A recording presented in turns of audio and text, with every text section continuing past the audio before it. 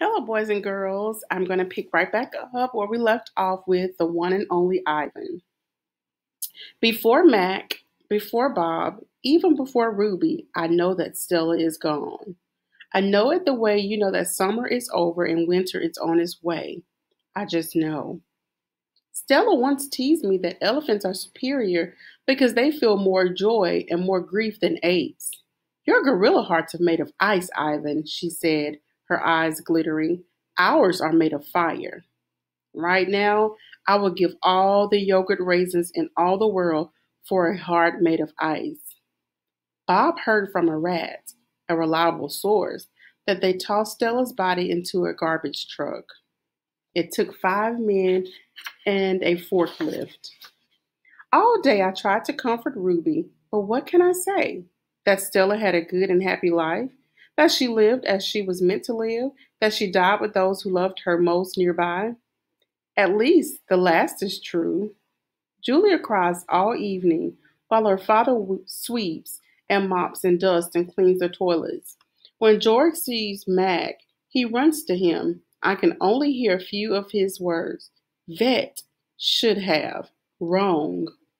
Mac shrugs, his shoulders droop, he leaves without a word. When George wipes the fingerprints off my glass, his cheeks are wet. He doesn't meet my eyes.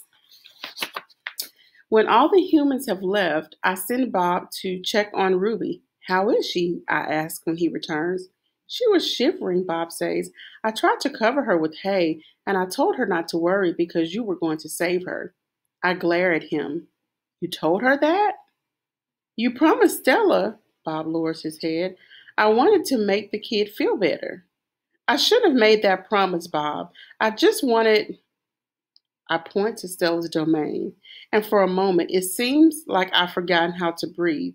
I wanted to make Stella happy, I guess, but I can't save Ruby. I can't even save myself.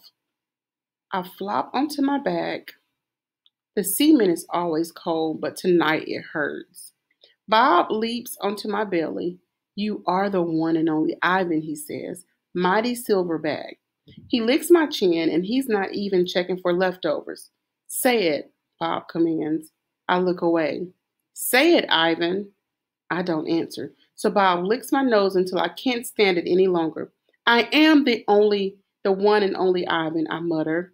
And don't you ever forget it, he says. When I gaze at the food court skylight, the moon Stella love is shrouded in clouds. All night, Ruby moans and sniffles. I pace my domain. I don't want to fall asleep in case she needs something. Ivan, Bob says gently, get some sleep. Please, for your sake and for mine. Bob can't sleep unless he is on my stomach. I hear it stirring. Ivan? Ruby calls. I rush to my window. Ruby, are you all right? I miss Aunt Stella, Ruby sobs, and I miss my mom and my sisters and my aunts and my cousins too. I know, I say, because it's all I can think of. Ruby sniffles. I can't sleep. Do you know any stories? The way Aunt Stella did? Not really, I admit. Stories were Stella's specialty. Tell me a story about when you were little, Ruby pleads. She puts her trunk between the bars. Please, Ivan. I scratch the back of my head.